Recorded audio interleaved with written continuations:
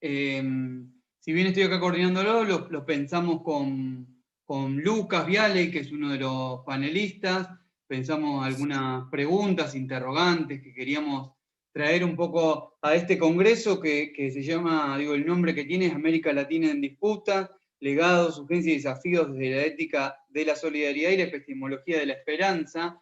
Era pensar, nos parecía que estaba bueno pensar en ese marco y en esto de pensar legados, tradiciones, reflexiones, digo, hacer un poco de historicidad y sobre todo una historicidad situada, pensar también qué ha pasado con los estudios, los activismos, digo, la política vinculada a pensar masculinidad o masculinidades, eso estaremos por verlo.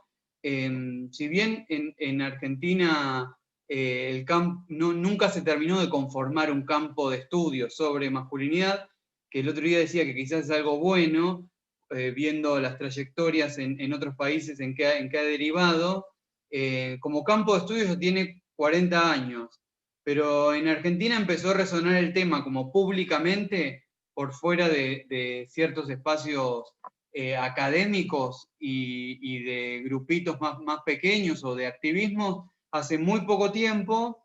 Entonces me parece que está bueno, digo, es un contexto interesante, un contexto político, social, que se vio conmovido por los feminismos, por los movimientos de la diversidad sexual, y pusieron el tema de masculinidad ahí como en discusión, ¿no? Se habla de masculinidad todo el tiempo, de diferentes formas, con algunas acordaremos, con otras no, pero la idea era un poco pensar eso, digo, después de 40 años de campo de estudios a nivel internacional, pensar un poco las discusiones que se dieron ahí, o las trayectorias que tuvieron también esos estudios, ¿no? Con sus opacidades, con sus exclusiones, cómo construyeron el objeto de estudio, cómo negaron otros objetos de estudio, si han posibilitado desarmar lo que venían a desarmar supuestamente, si han puesto en jaque en eso, o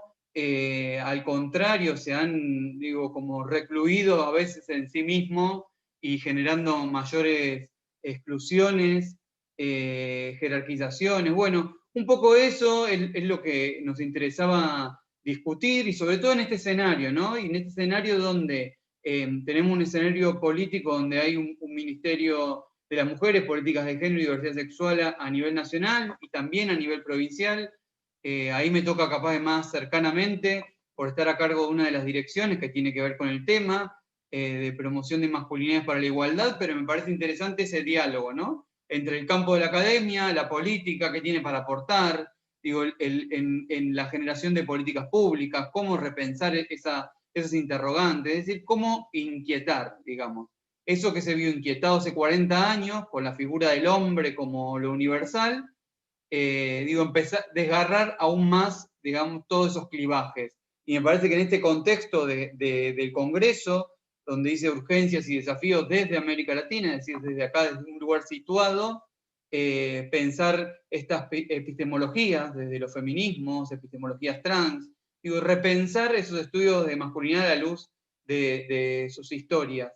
Así que, bueno, antes de pasar ya a quienes están en el panel o quienes van a dialogar, le voy a dar la palabra a Cristian Payalev, que es de la agrupación Rodolfo Walsh, que nos va a decir unas palabritas y después ya arrancamos con el diálogo. Bueno, primero que nada, les saludo a todos los que están del otro lado acompañando esta edición del COMSIS bastante particular que estamos teniendo. Si bien la virtualidad es algo que todavía nos cuesta incorporar a todos a nuestra vida cotidiana, ya a todos nos está cansando un poco el hecho de tener que conectarnos a Zoom todos los días.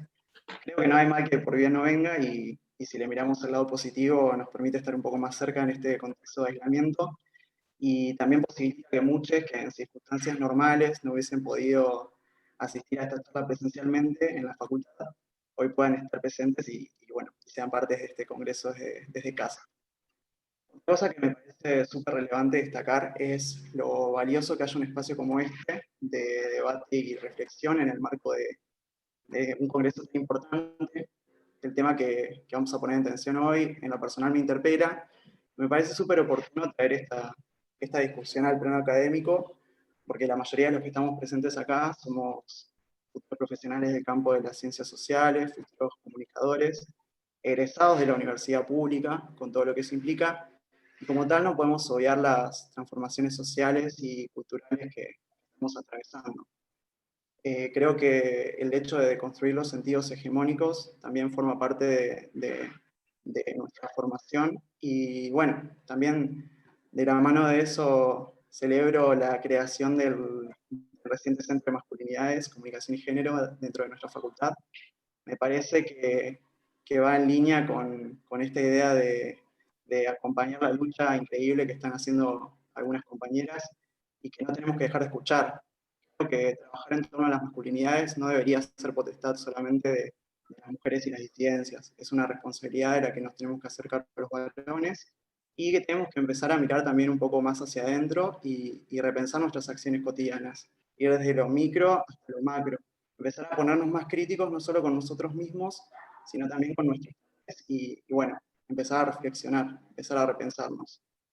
Creo que un poco estos espacios apuntan a eso, a desandar un montón de sentidos impuestos que operaron durante años, durante décadas, históricamente, y que se siguen reproduciendo, siguen estando activos y sin ir más lejos, hace algunas semanas tuvimos esta noticia de este actor, Cristian Sancho, que manifestó su bisexualidad en la tapa de una revista, y después fue desvinculado como modelo de una campaña de boxers.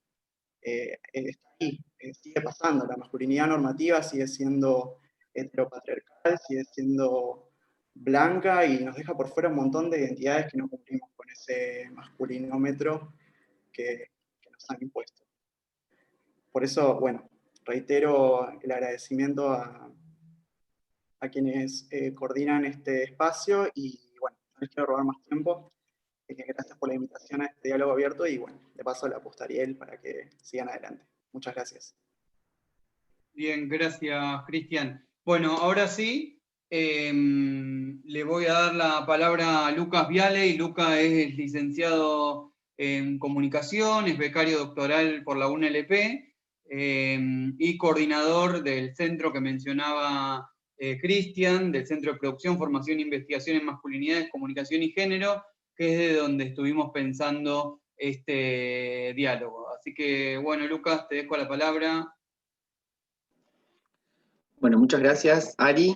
Buenas tardes a todos. Saludar en primer lugar a mis compañeros de panel que vamos a estar compartiendo este diálogo y obviamente a todos, a Delphi, la secretaria de Género de nuestra facultad, también un saludo especial. Digo que este centro también se ubica dentro de la órbita de trabajo de la Secretaría de Géneros de nuestra facu.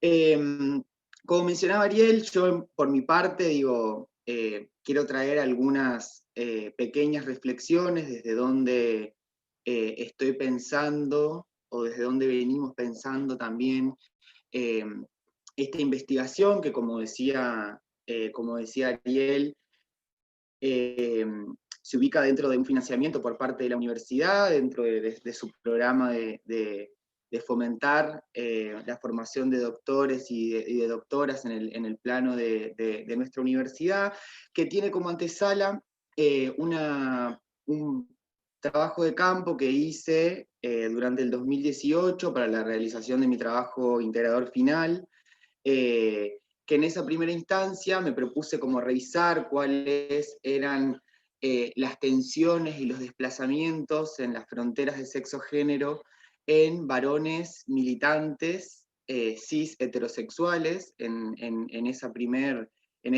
pregunta en torno a cómo aparecía la agenda del movimiento de mujeres y de los feminismos en el plano de sus organizaciones políticas, universitarias, estudiantiles, y cómo eso de algún modo repercutía en la reconfiguración, en las tensiones o en esos posibles desplazamientos, tanto en sus prácticas políticas militantes como digo, en sus tramas vinculares de género.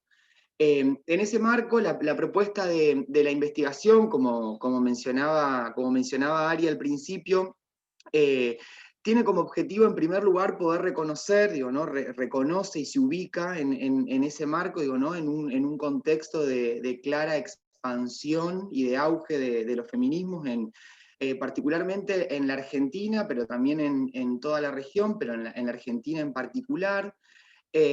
Digo, como bien sabemos, digo, el género aparece como una categoría, o como dentro del vocablo de la academia en la Argentina o en las ciencias sociales, en la década del 80, digo, habilitando, digo, de algún modo una serie de interrogantes y de reflexiones, digo, no solamente, digo, sobre esa herencia propia de lo que es la tradición de los estudios de la mujer, que después, digo, hoy podemos, digo, coincidir en denominarlos como lo que conocemos como estudios de género, pero que empieza a habilitar una serie de interrogantes en el plano de las ciencias sociales, con el objetivo de poder, incluso, digo, no solamente revisar esas propias tramas, vinculaciones, relaciones de poder en cuanto a las relaciones sexogenéricas, sino que también el surgimiento y aparición de la categoría género, de los estudios de género en las ciencias sociales y particularmente en la academia argentina, también de algún modo nos empezó a habilitar la posibilidad de, bueno, repensar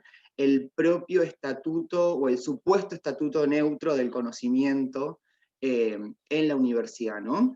En las investigaciones que empezamos a pensar o que se empezaron a pensar en ese momento. En ese marco también, como se mencionaba al principio, esta pregunta o esta habilitación de empezar a visibilizar ciertos interrogantes en torno a la construcción de las masculinidades se ubica claramente en un contexto social y político en el cual podemos ubicar la movilización del Ni Una Menos del 3 de junio, que obviamente sin ánimos de hacer una lectura lineal de que, digo, la discusión de género, los feminismos de la Argentina arrancan en ese momento, pero sí que claramente aparece como un punto bisagra sobre una serie de transformaciones que se empiezan a dar, digo, que incluso, digo, el año pasado presenciamos una intensa discusión sobre la nueva apertura de la discusión sobre la interrupción voluntaria del embarazo en el Congreso Nacional, digo, y una serie de modificaciones y transformaciones institucionales que empiezan a darse, digo, que por supuesto también, digo, como mencionaba al principio, digo, aparecen, digo, una serie de instalación con respecto a estas discusiones en torno a los estudios de género ya en el 80, pero sí que particularmente en el plano de la universidad comienzan a darse una serie de transformaciones institucionales que nos habilitan o que hoy nos permiten, digo, pensar una serie de interrogantes en torno a, bueno, revisar o problematizar el propio estatuto de la masculinidad, de las masculinidades, en nuestros modos de sociabilización y demás. En ese marco, digo, por ejemplo, por mencionar solamente algunos ejemplos, en el 2015, tanto en la UBA como en la Universidad Nacional de La Plata, se sanciona por unanimidad de sus consejos superiores el protocolo de actuación ante situaciones de violencia y o discriminación. Digo, empieza a aparecer, digo, no solamente en esta continuación y refuerzo de cierta tradición de estos estudios, que como mencionaba Ariel al principio, digo, claramente hay un cierto, es discutible obviamente, digo, porque tenemos, digo, valiosos aportes, pero sí que, digo, que hay un cierto nivel de vacancia con respecto a cómo se han o no institucionalizado esos estudios, pero que particularmente este contexto habilita esa serie de transformaciones institucionales que hoy nos permiten incluso revisar cómo se configuran las relaciones de poder, por ejemplo, en la universidad, ¿no? Digo, esta semana participamos de un panel sobre perspectiva de género en la universidad, ¿no? Y la decana de nuestra facultad compartía un informe que hizo la RUGE sobre cómo se distribuyen los cargos de gestión en la universidad, ¿no? Y cómo a mayor escala jerárquica, menor porcentaje de participación de mujeres en esa distribución de cargos. Bueno, me parece que desde 2015 a esta parte, digo, esa serie de transformaciones institucionales son los que de algún modo ponen con mayor evidencia la pregunta por las masculinidades en en la Argentina y en la región. A nivel gubernamental no podemos dejar de mencionar lo que son las creaciones de los dos ministerios, tanto a nivel provincial como a nivel nacional, y particularmente en el plano provincial, la creación de la Dirección de Masculinidades para la Promoción y la Igualdad de Género, que tiene ahí al compañero Ariel a la cabeza. Eso claramente, digo, se ubica como, digo, una situación paradigmática en términos de, bueno, digo, cómo revisamos incluso la gestión y la política pública en materia de género desde el Estado, ¿no? Digo, tanto a nivel nacional como provincial. Este marco, digo, obviamente que digo, en Argentina, si bien podemos llegar a coincidir más o menos en que no hay una tradición de estudios de masculinidades propiamente dicha, como mencionaba también Ariel al principio, sí contamos con una serie de investigaciones que por lo menos en estos últimos 10 años vienen cobrando mayor potencia, y que quizás este contexto de visibilización en torno a las demandas de los feminismos y del movimiento de mujeres empiezan también a emerger con mayor potencia, pero sí que tenemos investigaciones ligadas en torno a, bueno, cómo se configura la masculinidad, por ejemplo, en el fútbol, en los deportes, bueno, los trabajos también de Néstor, que tenemos el gusto de poder también escucharlo en este panel sobre cómo se configuran las masculinidades en jóvenes, en torno a las clases populares y su relación también con las violencias y el abuso sexual en el ámbito familiar, estudios sobre cómo se configuran las masculinidades en varones que pagan por sexo en la Argentina, y que esto de algún modo, por lo menos en mi caso particular, son los que me propongo como de algún modo retomar también, digo, críticamente, en el marco también de esta tradición de los estudios de masculinidades, para pensar, de, bueno, cuál es la relación o cuáles son las preguntas que se habilitan en torno a la relación de los varones, las masculinidades y los feminismos en la Argentina actual. En ese marco, digo, obviamente me parece importante mencionar esto porque, digo, también como mencionábamos, ¿no? Digo, de cuál es esta tradición de los estudios de masculinidades, contamos con, bueno, una tradición que se ha preocupado exclusivamente por pensar a los varones en tanto varones en sus relaciones sociales con otros varones, ¿no? Y que quizás esos estudios han sido importantes en su momento, y que también, digo, esas contribuciones siguen siendo importantes al día de hoy, pero que quizás, digo, carecían de alguna perspectiva, ¿no? Como relacional del género, de, bueno, cuáles son todos los aportes de los estudios de género también en la actualidad, digo, cuáles son estas epistemologías y narrativas trans que nos permiten también de algún modo discutir y problematizar el propio estatuto de los varones, el propio lugar, masculinidad en tanto dispositivo de poder, pero que en ese marco obviamente funcionan como algunos disparadores para pensar, o que por lo menos nos permiten decir, bueno, ¿cuáles son todas esas tradiciones y cuáles necesariamente son las nuevas preguntas e interrogantes que tenemos que hacernos en torno a los estudios de masculinidades en la Argentina y en la región?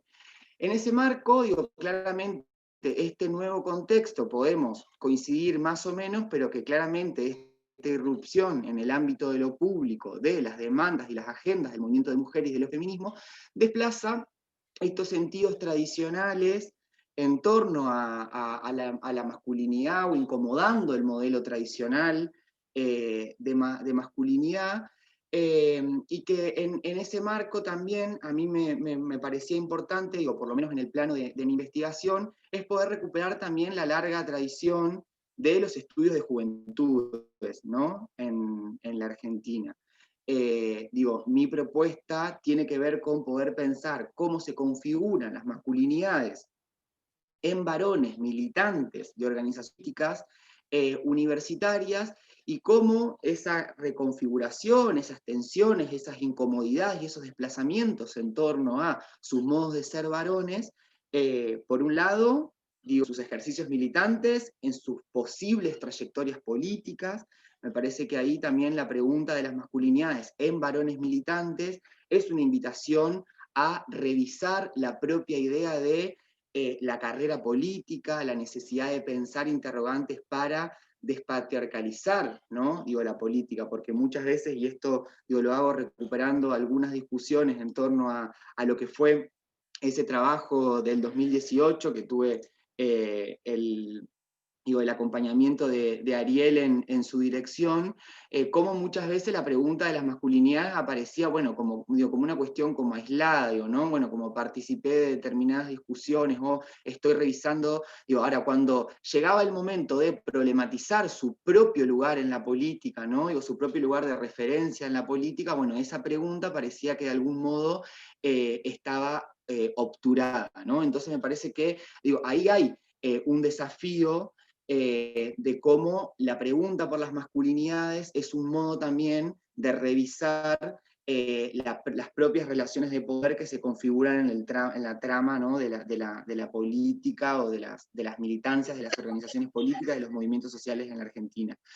En ese entrecruzamiento, ¿no? De los estudios de juventud y estudios de masculinidades, recuperar esa tradición de los estudios de juventud y aquellas investigaciones que nos invitan a problematizar sobre todo la heteronormatividad como el único marco de posibilidad social, cultural, política, los y las jóvenes, ¿no?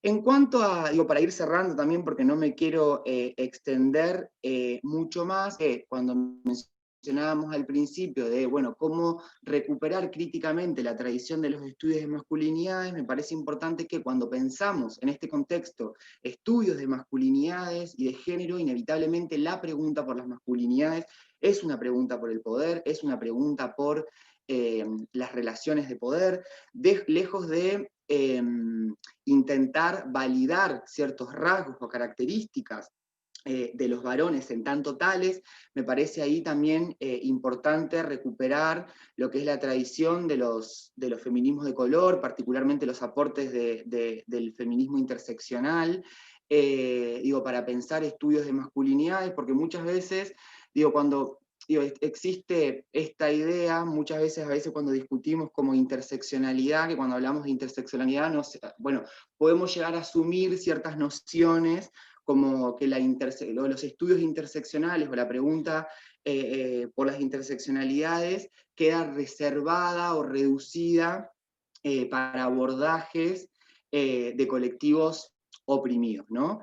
Pero me parece que es interesante recuperar los aportes del feminismo interseccional para pensar aún hoy cuáles son las relaciones que habilitan ciertos posicionamientos en ciertos sujetos como beneficiarios interseccionales, ¿no? Cuáles aún hoy siguen siendo los efectos de privilegio heterosexual, cuáles son los lazos que se establecen entre varones que llegan al poder, sobre la construcción de legitimidades en tanto acuerdos como los como portadores legítimos en lugares políticos e institucionales. Me parece también importante pensar en algunos de estos desafíos en torno a revisar también particularmente la idea de cambio, ¿no? Porque también a veces estamos como hemos escuchado o también venimos como presenciando quizás algunos debates como en torno a las nuevas masculinidades o la idea de,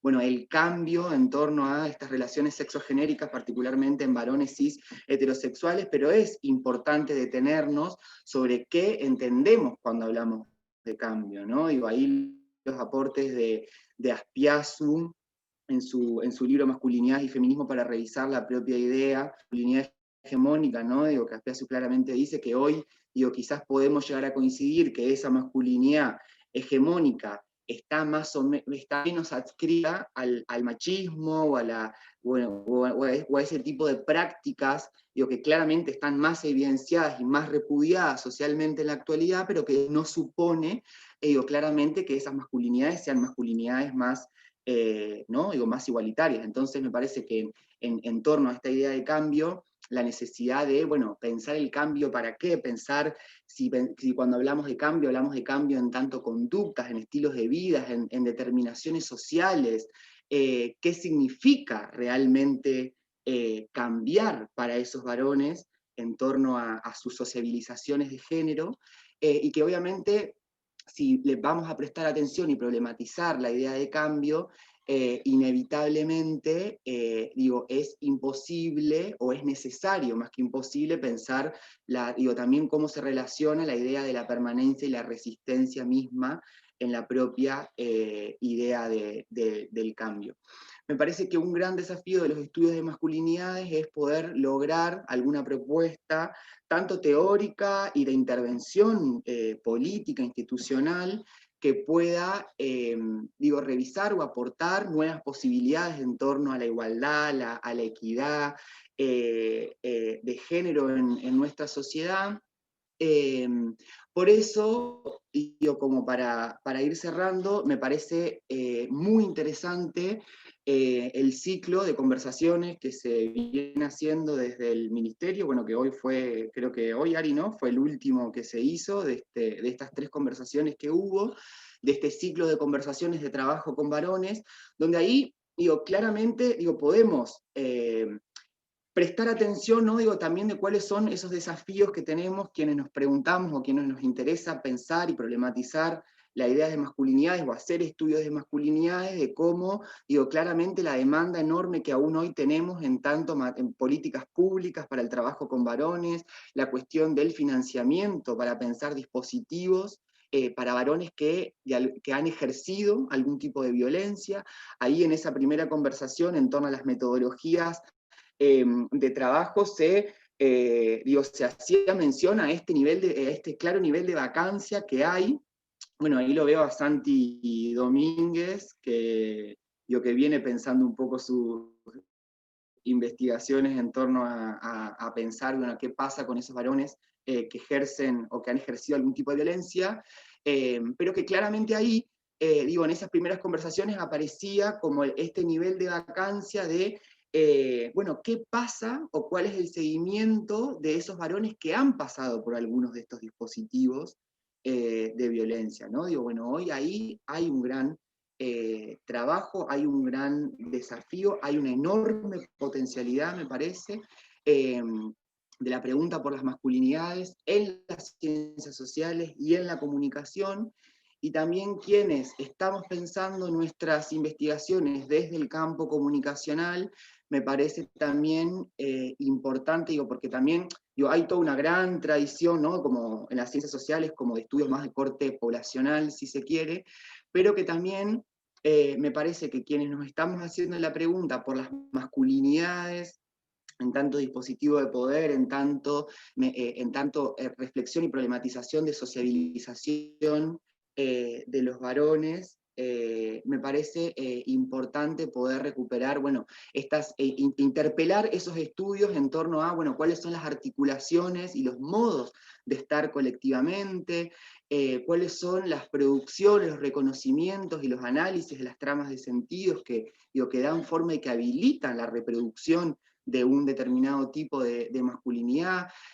Pensar también, obviamente, recuperar las dispersiones, las activaciones y las estabilidades que se dan en los agenciamientos políticos y sociales, y también poder problematizar en torno al reconocimiento de las distancias que hay en tanto las prácticas, ¿no? De esos varones, en tanto su sociabilización masculina, y el reconocimiento también de esas prácticas en función de poder reconocer también críticamente su sociabilización en la masculinidad en tanto dispositivo de poder.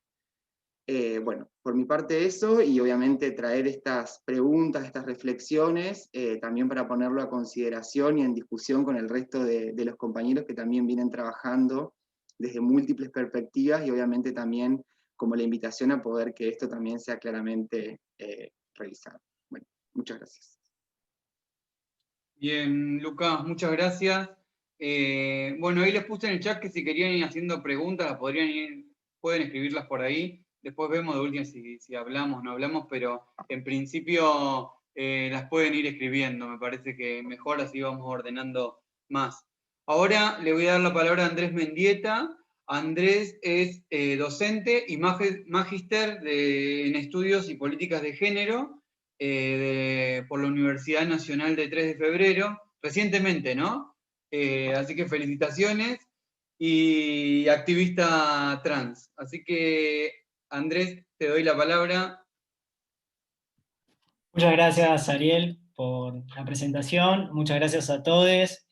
Buenas tardes a todos. Para mí es un placer enorme estar acá compartiendo este panel con ustedes. Y me llena de alegría estar de nuevo acá en la Facultad de Periodismo y Comunicación Social, aunque sea de manera virtual, la facultad en la que me formé, no solo académicamente, sino también políticamente.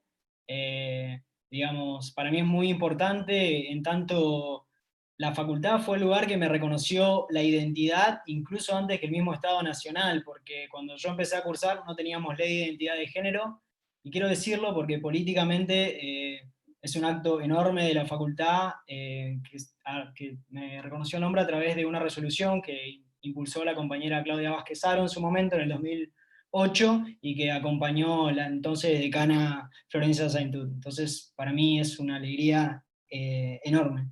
Quiero decir que yo me identifico como un varón trans, y que para mí no es menor decirlo porque yo trabajo desde las epistemologías, las teorías trans, que han sido muy críticas del uso instrumental que ha hecho la academia de nuestras historias y nuestras subjetividades. Entonces, para mí es fundamental siempre empezar a hablar aclarando desde dónde me posiciono, desde dónde me sitúo para pensar académicamente, ¿no? Que es un saber situado y que también lo hago como un gesto político claro, como docente y como incipiente investigador. Yo quería traer una tensión que para mí es muy importante dentro del estudio de las masculinidades trans, principalmente, que tiene que ver con la invisibilidad o el borramiento de nuestras subjetividades, ¿no? Es una pregunta que me hago y me rehago desde mi tesis de grado, y que tiene que ver también con el lugar en el que ocupamos las transmasculinidades en tanto masculinidades.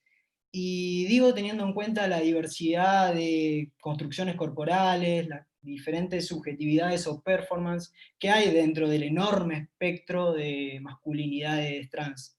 Digo porque sabemos bien que hay varones trans maricas, hay quienes se construyen más quizás desde un lugar más hegemónico, por decirlo de alguna manera. Pero bueno, lo que sí podemos decir claramente es que es común escuchar que las masculinidades trans somos invisibles. Y es un discurso que se ha cristalizado y que se repite constantemente en diferentes ámbitos. Esta invisibilidad o borramiento, como a mí me gusta llamar, porque para mí es un borramiento de nuestras trayectorias, tiene relación directa con que muchas veces las identidades transmasculinas no somos reconocidas como tales, y somos omitidas o invisibilizadas, tanto por quienes tienen un discurso conservador, trans excluyente, como por incluso quienes se consideran aliados o aliadas del movimiento trans. Esta situación tiene un impacto directo en el proceso de configuración de nuestras subjetividades, dado que no solo limita nuestra sociabilidad, sino que también influye fuertemente en las agendas y en las urgencias vinculadas a nuestro colectivo. Principalmente lo veo mucho en el acceso a la salud, que es un tema que a mí me interesa, el acceso a la salud sexual, reproductiva y no reproductiva para transmasculinidades. Es algo que se vio muy claramente durante el debate de interrupción voluntaria del embarazo en el 2018. Una de las hipótesis, digamos, que más resuena y que más se ha instalado en relación a la invisibilidad de las transmasculinidades tiene que ver con que esta invisibilidad se debe a los procesos exitosos, por decirlo de alguna manera, de transformación material de nuestras corporalidades, las cuales otorgarían un entramado de significaciones en torno a nosotros que nos permitiría tener, en la mayoría de los casos, una aceptación positiva, por llamarlo de algún modo, o lo que normalmente se denomina como passing, que es pasar como una persona cis, como un varón cis, lo cual nos habilitaría a pasar desapercibidos en ciertos espacios, a diferencia de otros repertorios de identidades o corporalidades disidentes. Es decir, eludiendo la presencia o portación de estigma, para nombrarlo en clave de Goffman. Pero la pregunta que yo me hago, para romper un poco con esto que está tan instalado, es ¿qué sucede entonces en los casos en los que no se accedió a una sustitución hormonal o a una intervención biomédica? Son varios, digamos, los archivos históricos, actas notariales, biografías y memorias más o menos ficcionadas que datan ya de los siglos XVII y principio del XX, que dan cuenta de la existencia de personas que fueron asignadas al momento del nacimiento con el sexo femenino, pero que han vivido gran parte de su vida o su vida entera como masculinidades. Tenemos el caso de Enrique Faber, de Amelio Robles Ávila, de Antonio Itá, de Mario Sánchez, por nombrar solamente algunos. Yo los estoy nombrando con los nombres masculinos que ellos utilizaban, pero si lo buscan en la bibliografía seguramente lo van a encontrar con el nombre femenino. Y acá quiero detenerme un segundo en esto, porque estos casos siempre han sido abordados y catalogados, en su gran mayoría, por historiadores y académicas, como casos de mujeres farsantes, mujeres que se hicieron pasar por hombres. Maridos mujeres, hay una categoría que es así, que es una categoría del siglo XIX, a pesar de que si nos ponemos a ver gran parte del archivo, gran parte de las fuentes, nos damos cuenta de que se podía inducir claramente que podían tratarse de identidades pre-trans. No puedo hablar de identidades transmasculinas, digamos, porque esa categoría no existía en el siglo XIX, principio del XX, y sería anacrónico. Pero sí me parece interesante remarcar el lente cisexista con el que se han leído y se han interpretado estas historias de estas subjetividades. Digo, ¿por qué fueron mujeres farsantes o disfrazadas?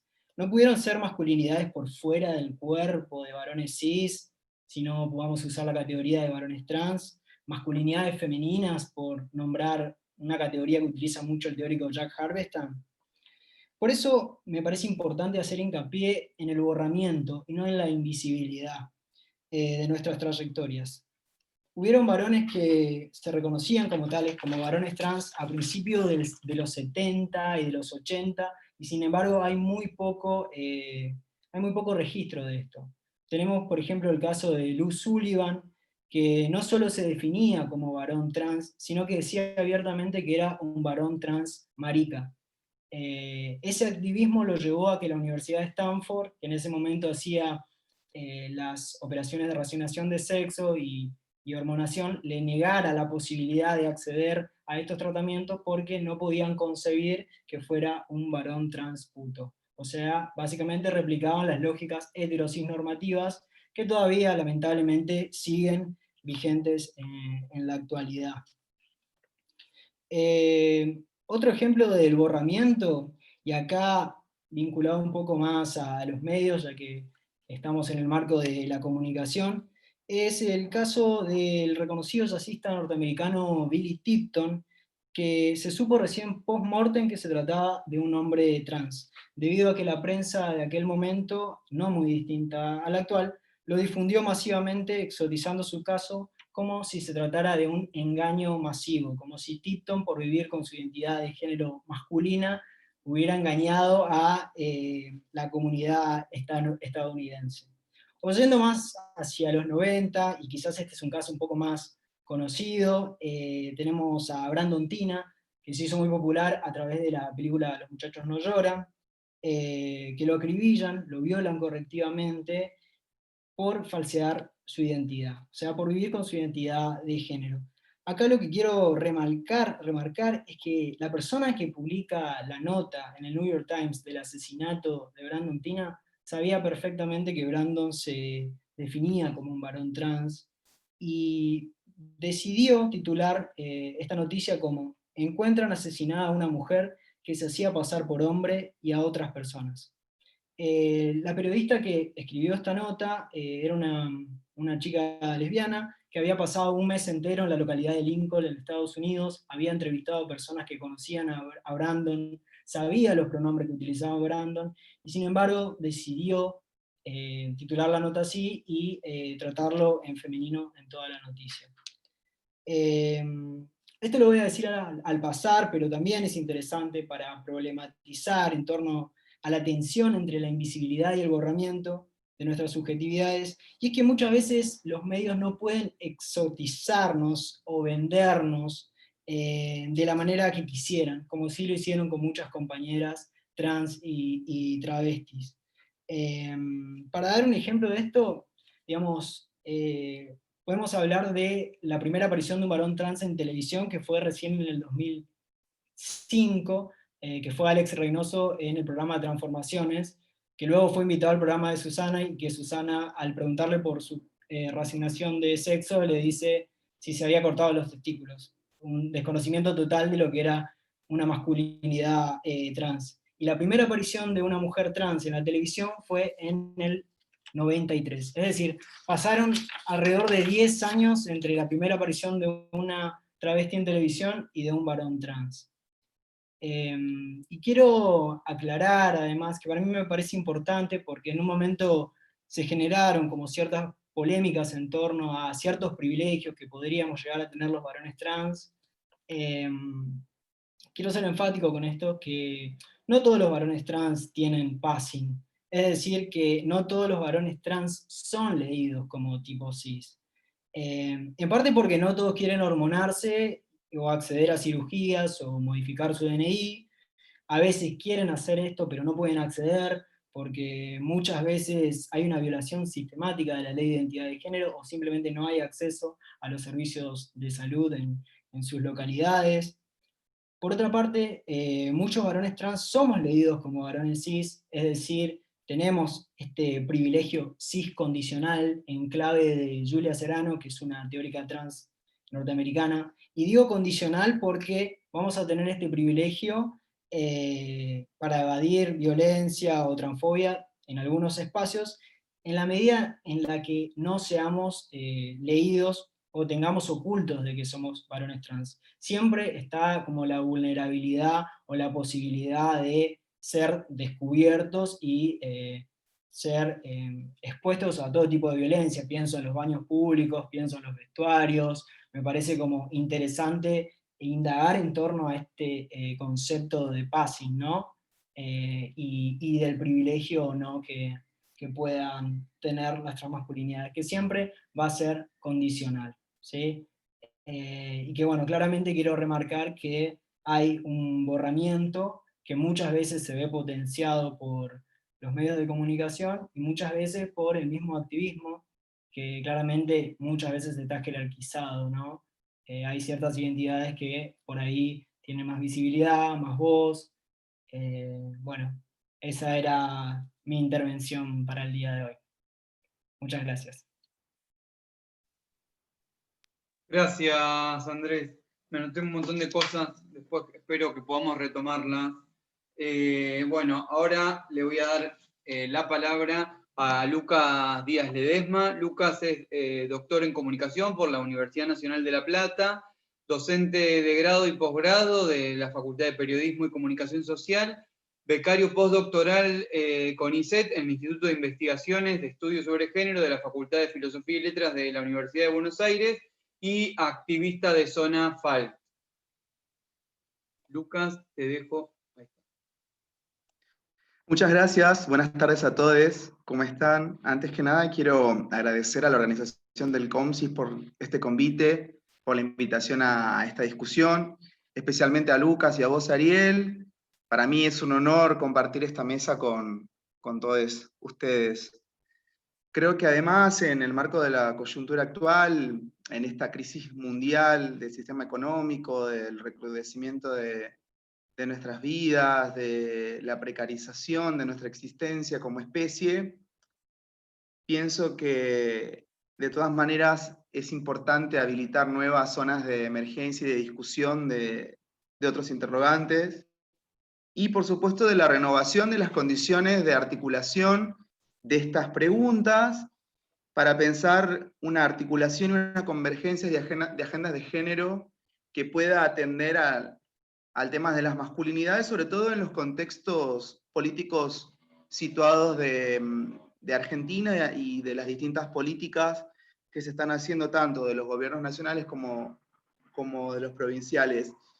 También quiero aclarar que esta exposición va a estar tramada desde mi lugar como docente, investigador, pero también como activista LGTB y como adscripción política marica, y desde esos lugares es que voy a presentar ciertas alocuciones.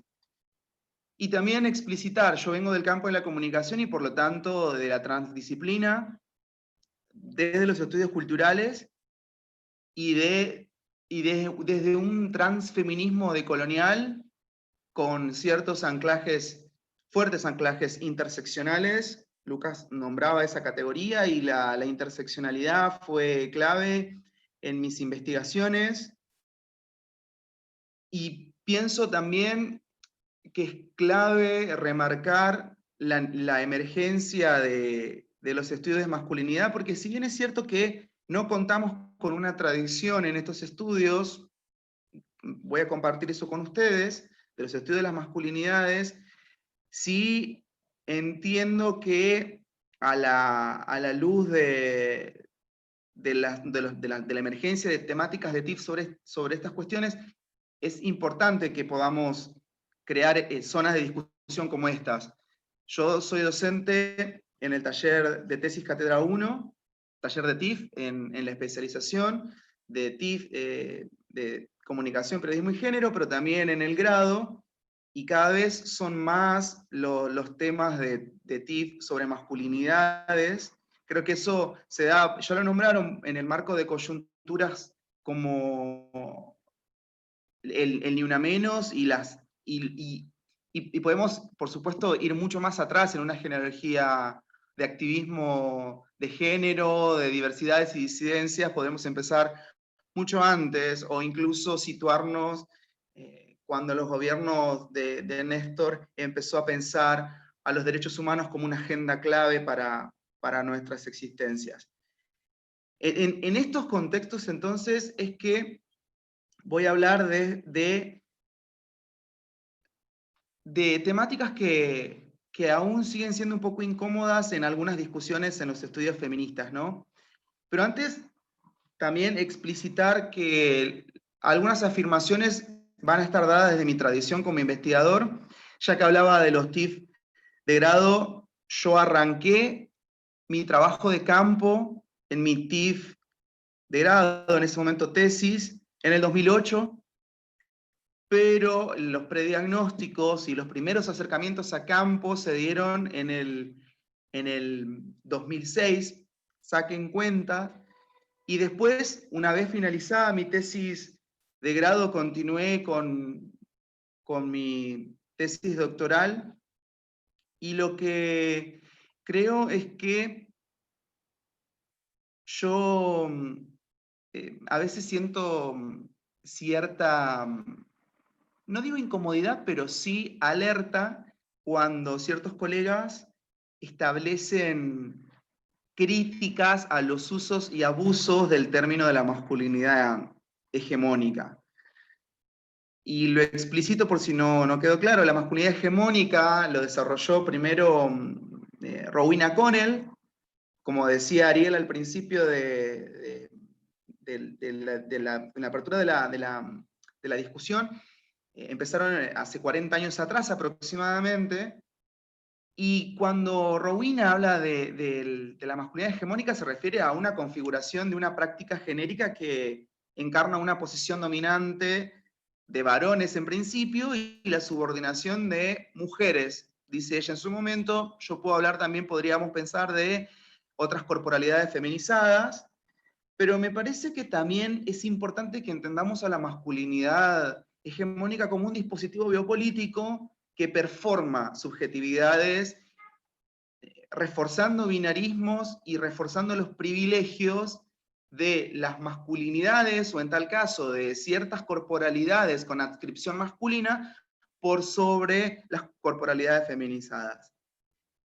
Y pienso que también es importante situar las críticas a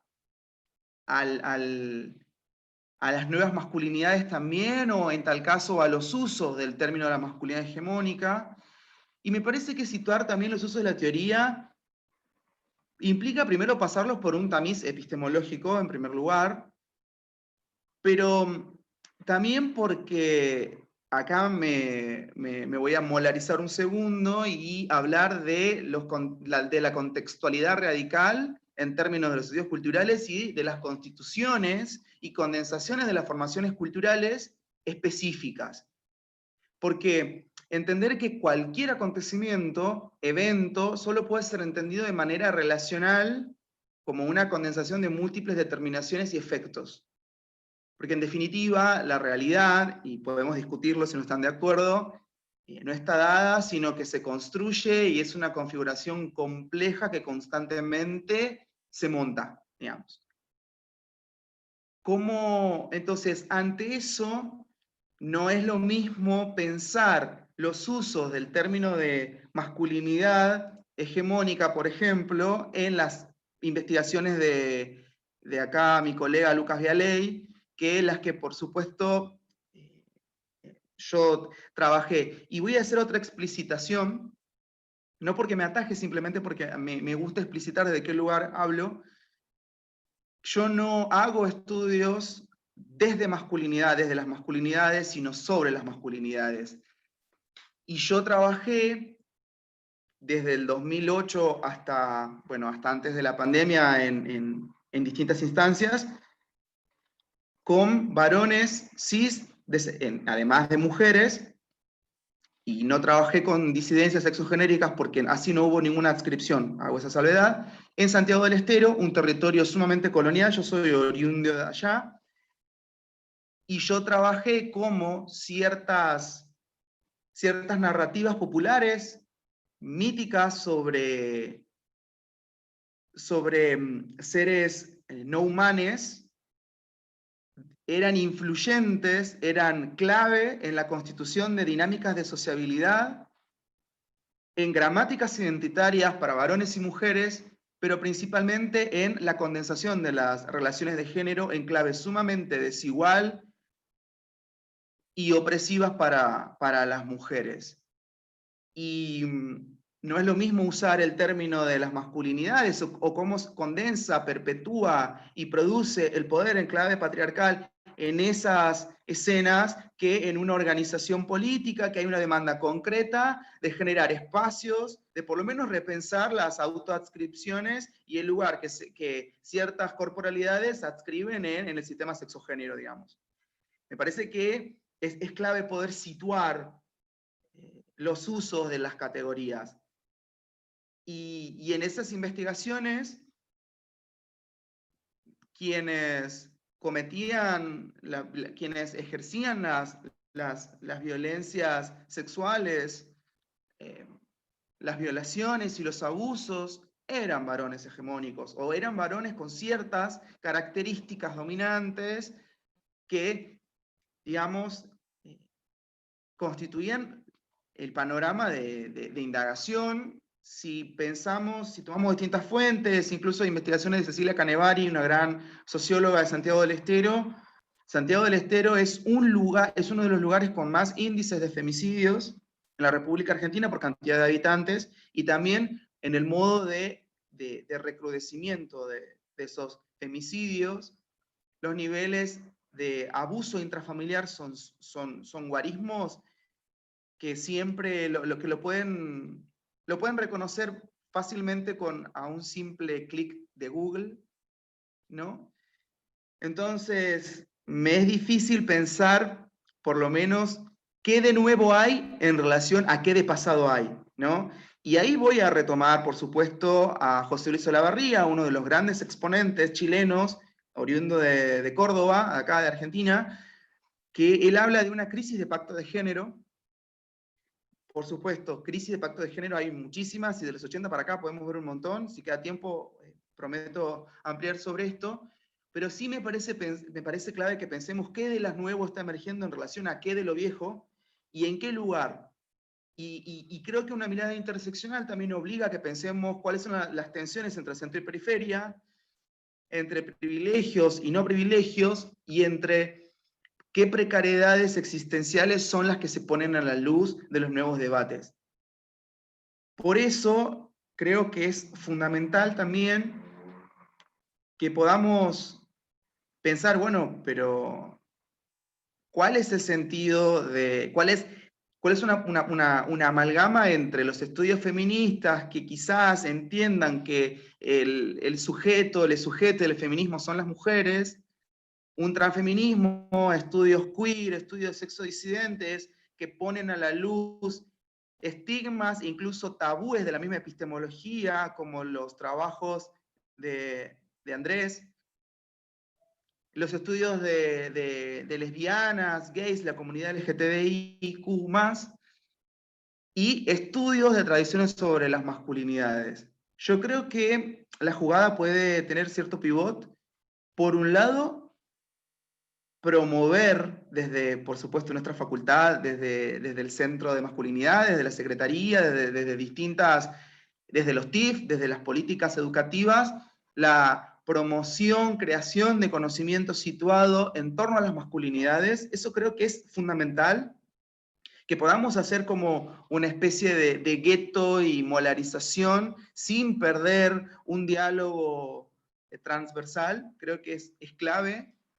Y además porque el contexto lo demanda, porque entiendo que la promoción del conocimiento no puede ser solo como un registro individual que quede que queden en papers o en por lo menos en las estrategias que piden ciertas agencias de promoción del conocimiento científico, sino que todo lo contrario, estos conocimientos que los promovemos sirvan para insumos, para políticas públicas de distinta índole, digamos. Creo que es fundamental que los estudios de masculinidad en su genealogía y en su tradición y en su molarización estratégica, me permito decir, se pueda condensar un poco más en nuestra facultad. Y como bien lo dijo Lucas, hay muchísimos TIF que están abonando estos temas. Los he dirigido, los dirijo, y allí creo que ningún TIF es lo mismo y repone muy bien los debates.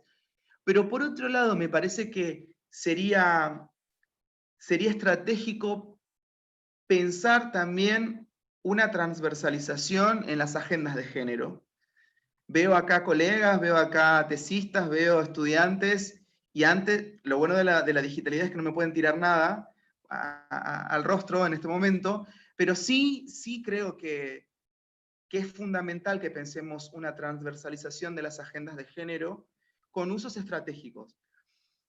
Es decir, creo que tenemos que incluir a varones con privilegios a las demandas y a las agendas de género. Yo no me considero varón, me considero marica y tendré otros privilegios, pero no creo que pase por enclave sexogenérica.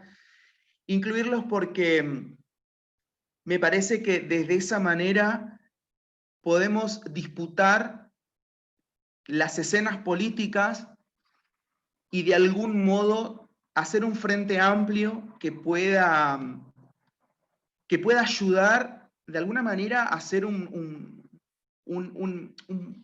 me sale un frente como una especie de trinchera ante tanto avance de una derecha antiderechos, digamos, que se organiza, que sale a las calles, que está ahí, que en este contexto nosotros estamos en un Zoom, ellos están, bueno, ya los vimos, ¿no? Y creo que, ¿cómo podría ser esto? Y yo creo que ahí sí ser estratégicos con generar lógicas de audibilidad y de potencialidad de ciertas voces, ¿no? Y pienso en la necesidad de pensar la ley de interrupción voluntaria del embarazo. Bueno, claramente las protagonistas tienen que ser las mujeres y las corporalidades con capacidad de gestación, digamos. Y cuando pienso en la ley antidiscriminación que se vienen promoviendo de distintos lugares, la FALGBT es uno de los lugares, digamos, organizaciones, cómo pensar ahí la ley antidiscriminación para los colectivos LGTB, bueno, los protagonistas debieran ser ellos, y por supuesto en la ley de cupo integral trans también, o la ley integral trans, perdón, son las trans, las travestis, les trans, quienes a mí también deben protagonizar esas lógicas de esencialismo estratégico a los PIVAC, ¿no? Y me parece que de eso se trataría, de la subalternidad si puede hablar, y bueno, podría hablar si gestionamos, me parece, desde nuestros espacios, condiciones de audibilidad y para potenciar esas voces. Y también reconocer que desde esos lugares podemos pensar lógicas de agenciamiento, y cuando hablamos de agencia, y ahí por supuesto no puedo dejar de retomar a Butler como esa capacidad de acción, como una práctica de rearticulación, reconfiguración inmanente al poder, ¿no? Como un rasgo significante significante político, digamos. Porque no estoy a favor del término empoderar, pero sí de agenciarnos, que implica siempre una acción y que implica siempre una transformación. Yo creo que desde ahí podemos gestionar algunas posibilidades de constitución cultural, para que algunas gramáticas identitarias se empiecen a fluir de otra manera, para que ciertas lógicas de sociabilización, de socialidad, empiecen a gestar caldos de cultivo en el que sujetes con ciertas adscripciones masculinas o femeninas empiecen a pensarlo. Voy a cerrar diciendo que hace 10 años atrás estuve en el Congreso para sancionar la ley, donde se sancionó la ley de matrimonio igualitario, y capaz que 10 años en perspectiva puedo ver pibitos y pibites que celebran esos derechos que a las viejas nos costó o que no tuvimos, digamos, que no sé, yo soy de la generación en el que quizás el matrimonio en algún momento era un ritual que quizás no legal, legítimo pero ilegal, y sin embargo esta correlación entre legitimidad y legalidad, el Estado me lo otorgó, ¿no? Sobre todo ahora en mi capacidad de matrimonio. No quiero un matrimonio, pero por lo menos ahora lo puedo elegir. Entonces creo que esta articulación de agendas puede generar las condiciones culturales para pensar nuevas emergencias identitarias. Por lo pronto veo difícil, pero bueno, nada, espero ansioso el debate. Gracias. Gracias, Lucas. Sí, bueno, ahora cuando retomemos, me gustaría hablar un poco de eso, de las condiciones de audibilidad. Me cuesta un poco más que a vos decirlo, pero me parece interesante para pensar desde cómo se escucha y cómo se habla y cómo se mira, ¿no? Antes de pasar al último panelista, aprovecho para recordarles que tienen el chat si quieren hacernos preguntas, y para saludar ahí la veo, a Andrea Varela, decana de nuestra facultad, que está participando del diálogo. Así que bueno, hola Andrea. Bueno, ahora sí viene el último panelista, que es, o el dialogador, vamos a decirle, que es Néstor Artiñano. Néstor, además de trabajador social, es decano de la Facultad de Trabajo Social, y autor de 2 libros que está bueno mencionar por si quieren leerlos, porque se consiguen en la virtualidad y también de manera física, que uno se llama Masculinidades Incómodas, Jóvenes, Género y Pobreza, y el otro Masculinidades Trágicas, Violencia y Abuso Sexual en el ámbito familiar. Así que bueno, hola Néstor, te doy la palabra. Bueno, hola Ariel, muchas gracias por la invitación. Mi saludo a todos quienes estamos participando aquí, especialmente bueno, a Andrea, colega decana, a ambos Lucas, a vos Ariel, lógicamente, y a Andrés. Bueno, La verdad, una alegría inmensa poder participar en este diálogo, digamos, y pensaba en el título, digamos, todo lo que dice el título: masculinidades, comunicación y ciencias sociales, interrogantes y tensiones para una agenda transversal de género. ¿Cómo entrarle a ese título, no? Y lo primero que se me vino fue, al inicio de la pandemia, un reportaje le hacía, creo que era Carolina Mera, a Álvaro García Linera en la UBA, y una pregunta que por ahí podía llegar a ser sencilla, lo interpeló muy fuerte a García Linera y le costó responderla. Y la pregunta era: ¿qué debían estudiar las ciencias sociales hoy? Y revolvió, digamos, la cabeza para un lado, para el otro, hasta que dijo, bueno, dos cosas. Inicialmente, lo que cada investigador o investigadora quiera estudiar, y en segundo lugar, el Estado debiera de promover investigaciones que aborden el sufrimiento de las personas. Y me pareció que era interesante, digamos, como para poder pensar, digamos, desde esta idea de ciencias sociales, y cómo hacer ahí alguna reflexión respecto a esto. Poder pensar en clave de género, en clave de masculinidades, cuáles son los sufrimientos de esas personas, qué es aquellos motivos que la angustian a esas personas. Y creo que el objetivo, digamos, que todos nos debemos de proponer es, digamos, desarticular el patriarcado, y para eso inicialmente, y eso creo que nos compete mucho a quienes andamos por el tema de las masculinidades, es también desarticular la alienación de género en el sentido de que quien no problematiza su propia experiencia, quien no le cae esa ficha en algún momento para decir cómo yo pensé, o cómo yo hice, o cómo creía yo tal o cual cosa, quien no lo hace, digamos, reproduce los mandatos más hegemónicos, tradicionales, y totalmente convencido, digamos. Entonces me parece que ahí hay como una punta, digamos, que se podría pensar.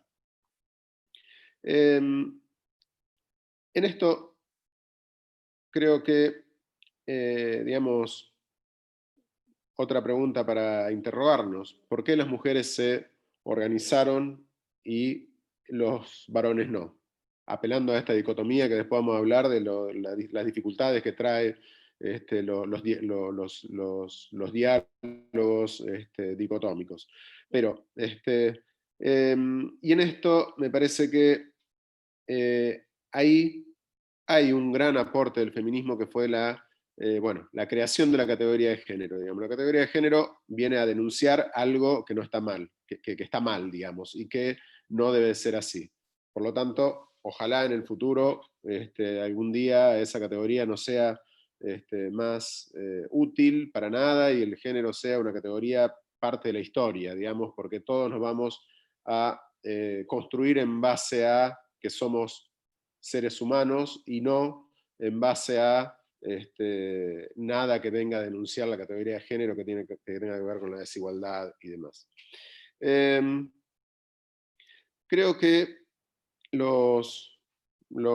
ahí, bueno, habría todo para charlar sobre el tema de los privilegios. Yo creo que los varones tenemos un montón de privilegios, pero también hay un problema respecto a el grado de alienación en esos supuestos, o algunos al menos, supuestos privilegios, que los llevan a sobrevivir, que los llevan a actuar muchas veces impulsivamente y reflexivamente, matarse y suicidarse. Todo eso junto, digamos, hay una gran responsabilidad de los varones en general. No me gusta decir del colectivo de varones, porque daría la sensación como que hay una organización voluntaria en tanto tal.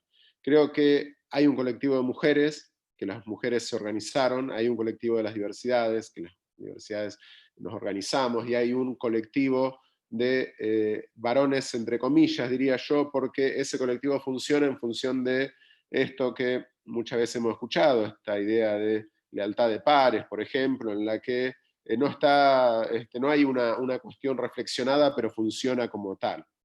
Entonces me parece que el mundo masculino debiera de dar un salto cualitativo en hacer reflexivo eso y poder hacer un colectivo sin comillas de varones. Y dentro de estos privilegios, digamos, pensaba, ¿no?, en cuáles pueden llegar a ser privilegios reales y cuáles no, y cómo, no sé, a mí me gusta siempre mucho trabajar con las estadísticas vitales de nuestro, ahora nuevamente, Ministerio de Salud. Y ahí, digamos, es un privilegio para los varones vivir 6, 7, 8 años menos que las mujeres, digamos. Por ahí podemos gozar de muchos privilegios, pero a la hora de hacer síntesis creo que al menos me permito dudar si en la balanza, digamos, si hemos vivido en base a los privilegios o hemos vivido alienadamente en base a esos privilegios que en definitiva nos lleva a enfermarnos más, a no cuidarnos, a ponernos en situación de riesgo permanentemente, a no demostrar nuestros sentimientos, a situaciones conflictivas nos pueden llegar a generar cualquier tipo de ira, a poblar las cárceles, a morir en accidente de tránsito, a andar matando seres humanos por ahí, a elevar las cifras de feminicidios, a suicidarnos 5 veces más que las mujeres, a toda esa lista sumamente numerosa que interpela realmente a la sociedad toda y a los varones en particular.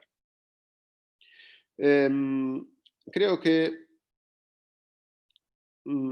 también pensaba en el tema del patriarcado, digamos, que creo que es una de las características, uno de los, digamos, elementos que más ha hecho sufrir a la humanidad, digamos, justamente por esa organización que nos hemos sabido dar a lo largo de la historia de la humanidad y que nos ha dejado con tan feas consecuencias, y que por suerte, creo yo, estamos en un momento histórico privilegiado, digamos. Esta cuestión que existan hoy aquí alrededor de 40 personas escuchando estos temas, que todos los días, todas las semanas haya actividades donde las masculinidades ha sido agenda, donde está presente, digamos, eso habla de una nueva época, que estamos transitando una transición, y yo creo que bienvenido sea el lograr, digamos, poder discutir estos temas, poder generar revisiones de nuestras propias historias como varones, etc., porque es algo que lo está haciendo la sociedad toda, y que era algo impensable hace no muchos años. Pienso en esto, digamos, en la creación de los ministerios, ya se dijo acá, digamos, hoy en la actualidad hay Córdoba, provincia de Buenos Aires, y a nivel nacional tenemos 3 ministerios donde se abordan el tema de las masculinidades, donde ese ministerio, dentro de su nominación, está mujeres, está diversidad, está género, digamos. Lo hubiéramos imaginado hace 10 años atrás, capaz que lo más optimista sí, pero digamos, es realmente un logro que hayamos podido obtener alcanzar estos objetivos. Pensaba también dentro de digamos, momento alentador, histórico, así como en lo más estructural, tenemos los ministerios, que también creo que tiene que ver con grandes avances que hubo en la década y 2 años y medio ganada, digamos, en la que tuvimos ahí, para mí, como dice Dora Barranco, que me encanta cuando define la ley de identidad de género como el mejor producto de exportación de la Argentina, digamos, y que todo el mundo haya tomado, digamos, o haya reparado en estas, o la ley de matrimonio igualitario, y esa palabra, digamos, que también dice mucho, digamos. Entonces, creo que ahí se dieron una serie de leyes que aportaron mucho a esta batalla de desarticular el patriarcado. Eso es lo más estructural, y creo que también en términos medios y en términos subjetivos también hay ahí una impronta muy fuerte. Pienso en la cantidad de sindicatos, por ejemplo. Uno piensa en la historia de los sindicatos, digamos, siempre lo hubiera imaginado. O sea, cada vez que me convocan a mí para charlar sobre masculinidad en algún sindicato, pienso que estoy soñando, digamos, porque son como organizaciones por ahí muy ligadas a cierta masculinidad más tradicional, digamos, y que sean los propios delegados, las propias comisiones directivas que convocan a actividades, que se hacen preguntas, que ya no temen a pasar vergüenza delante de otros compañeros de la organización, diciendo cuáles son sus dudas o sus temores, o que no sabe cómo manejarse en estos tiempos, o que le cuesta el lenguaje inclusivo, pero sabe que lo tiene que hacer. Digamos, creo que hay una serie de cuestiones en la que me parece que habla muy bien de la construcción que como sociedad hemos podido ir avanzando. No puedo dejar de recordar la experiencia del Frente Homosexual de Liberación. Digamos, creo que ahí hay como una especie de cierre hermoso, digamos, en toda esa lucha que se dio previo a la dictadura, y que para mí es como una especie de broche de oro la ley de matrimonio igualitario y la ley de identidad de género. Digamos que a la hora que, pasada la dictadura y un poco empezando nuevamente con la democracia y con las organizaciones, y digamos ir poniendo cada cosa en su lugar, creo que hay como una especie de no sé, de poema, no sé cómo decirlo, en que esas cosas pudieran llegar a recuperar también aquellas historias y generarse esas leyes. Pienso, bueno, la otra vez escuchaba a uno de los militantes de aquel frente que decía, yo dice, vivo en España y no puedo creer que me llamen de Argentina y me paguen el pasaje previo a la pandemia, y me paguen el pasaje para hablar sobre esta experiencia. Dice, yo cuando tenía 20 y pico de años y estaba en eso, jamás hubiera imaginado que ahora, no me acuerdo, 60 años, supongamos, iba a tener un reconocimiento de este tipo, digamos. Entonces, me parece que eso es sumamente interesante dentro de cómo nos vamos construyendo en esa gran complejidad, ¿no? O también cómo podemos ir encontrando indicios. Pienso en el Marica de Abelardo Castillo, cuando cada vez que hablamos de deconstrucción lo suelo usar mucho, porque eso es, uno puede llegar a pensar que ese cuento fue escrito después del 3 de junio del 2015, digamos, a alguien que le cayó alguna ficha, está publicado en octubre del año 59. Entonces, cómo también poder visualizar que a lo largo de la historia siempre hubieron, digamos, elementos como para ir reconstruyendo esa genealogía que por ahí un poco hoy alguno de los compañeros hacía mención también. Y a su vez también cómo nos debemos poner, digamos, objetivos alcanzables, y en esto me refiero, por ejemplo, a no bajonearnos cuando no llegamos a cumplir los horizontes utópicos que nos proponemos, digamos.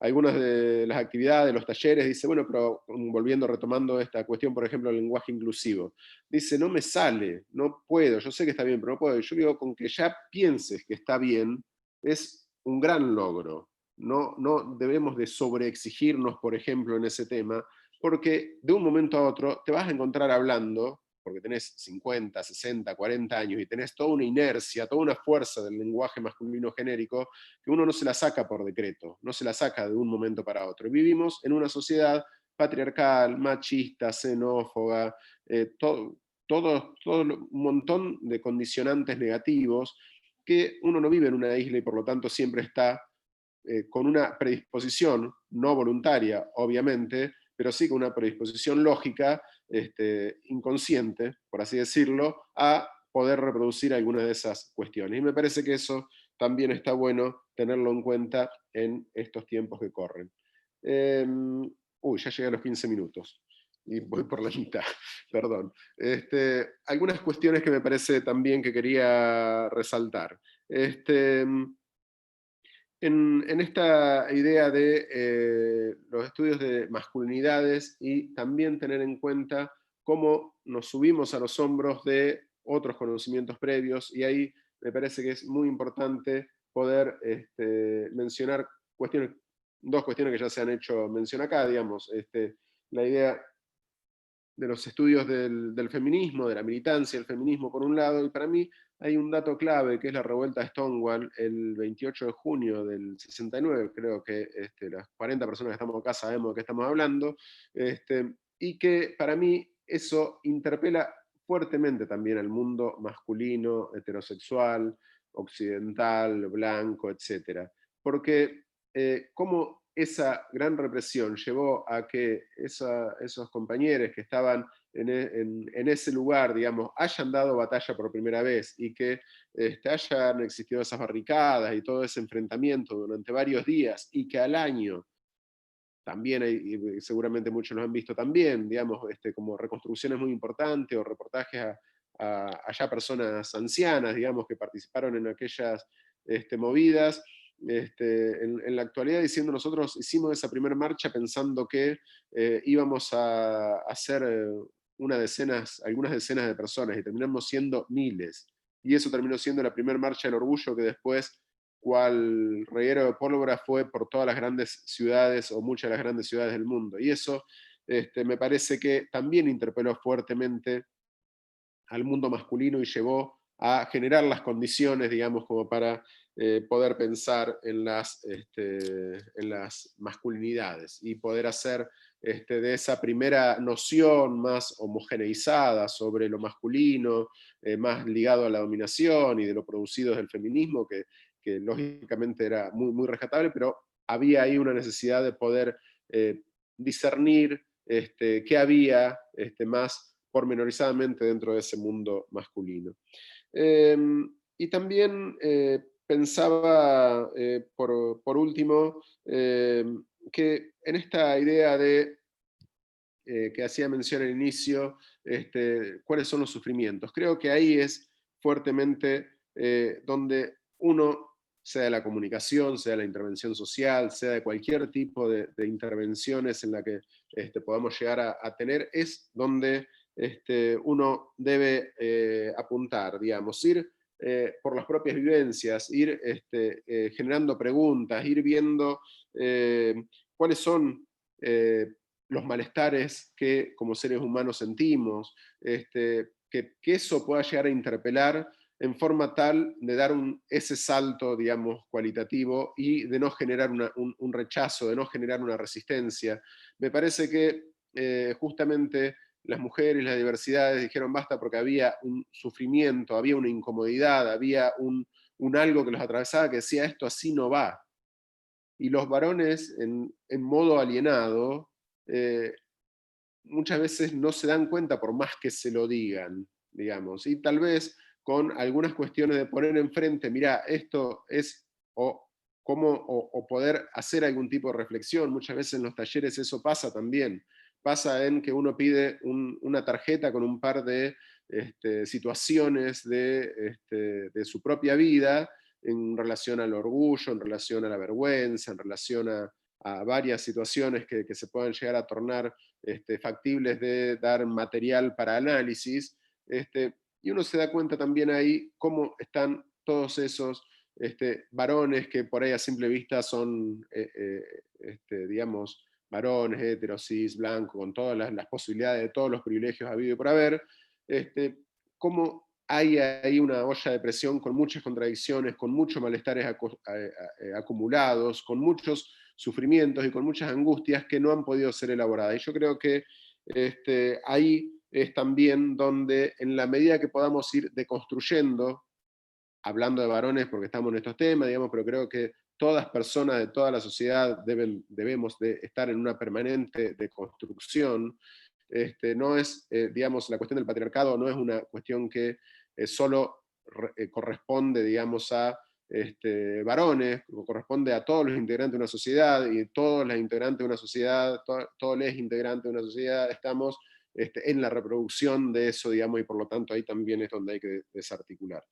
Decía también que respecto a la bipolaridad, digamos, como siempre nos aferramos tanto a esa forma fácil de interpretar lo que sucede, digamos, y que podemos tener 1000 ejemplos, cielo, digamos, a lo largo de la historia de la humanidad, cielo, tierra, paraíso, infierno, blanco, negro, varón, mujer, petizo, alto, gordo, flaco, entre medio, nada, digamos. Entonces, cómo ahí está lo fundante de la invisibilización, y cómo dentro de esa invisibilización, a mí me gusta mucho, siempre hago mención al monólogo de Agrado en la película Todo sobre mi madre, que por ahí los más, quienes son más jóvenes no lo han visto, digamos, pero fue todo un furor en su momento cuando estuvo en el cine, una película de Pedro Almodóvar, y es muy interesante, está en YouTube ese minuto y medio, digamos, pero es una lección de múltiples miradas respecto a la cuestión trans, por ejemplo, a las violencias, en una lógica, digamos, de humor, entre comillas, digamos, cómo lo va transmitiendo, pero todo lo que se condensa en ese minuto y medio, solo Almodóvar puede llegar a generarlo. Bueno, creo que una de las cuestiones por la que ojalá algún día logremos aquellas lindas palabras que rezaban para que reine en el pueblo el amor y la igualdad, pueda llegar a, creo que el fundamento de eso va de la mano del respeto, y el respeto por todas las personas sin importar las etiquetas que esas personas poseamos, digamos, y que ahí es donde creo una de las herramientas más fuertes que tenemos contra el patriarcado. ¿Por qué? Porque si hacemos prioridad sobre las etiquetas, es donde, bueno, si soy varón heterosis, voy a tener una mayor afinidad con los que son como yo. Si soy gay, voy a tener una mayor afinidad como si soy mujer. Entonces me parece que tenemos que lograr construir la lógica del respeto y respetarnos todos en tanto persona, y en segundo plano, en poder disfrutar de toda la diversidad que nos propone, digamos, la posibilidad de ser humanos. Bueno, perdón porque me pasé como 10 minutos, Ariel, pero bueno, uno se entusiasma y después no para. No, estuvo muy bien, Néstor. Pensaba ahora lo de esto que traes de los sufrimientos, ¿no? Como, y que como un eje importante en las ciencias sociales, cuando todo lo que tiene que ver con las dinámicas de los afectos siempre quedaban por fuera. Y cuán vinculado está eso a las dinámicas masculinistas, si se quiere, digamos, por poner algún nombre, ¿no? Esta distinción y esta exclusión de lo afectivo, bueno, que después en ciencia social el giro afectivo trajo un poco eso, y ahora está como creciendo en la academia, digamos, eso, pero qué interesante que haya dicho eso justo allá, no leí esa entrevista, así que voy a buscarla y la voy a leer. Y bueno, tengo algunas preguntas acá. Yo ya también tenía unas propias, pero bueno, me parece que tengo que respetar lo que abrí, la posibilidad de quienes están participando, y voy a ver si hago las preguntas. Pero para mí hay una ligazón ahí en lo que estuvieron hablando. Digo, esto de que lo que Lucas pensaba, para mí hay un tema en la investigación de Lucas para desarticular que tiene que ver con, para mí hay que hacer un seminario sobre rosca, digo, de rosca política pensándola desde el género. Digamos, cuánta ligazón hay entre esa estructura, digamos, esos mandatos, si se quiere, o esta masculinidad hegemónica, y el modo en que entendemos la política, así a secas parecería, que me parece interesante.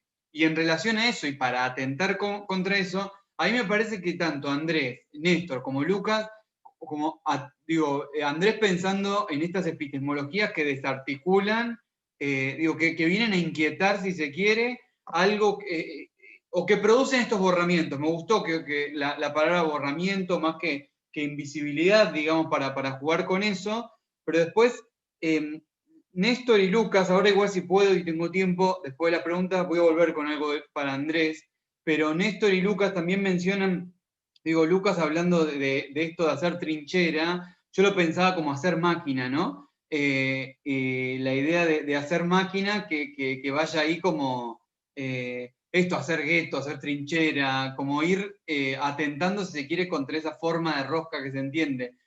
Pero después lo de Néstor, ¿no?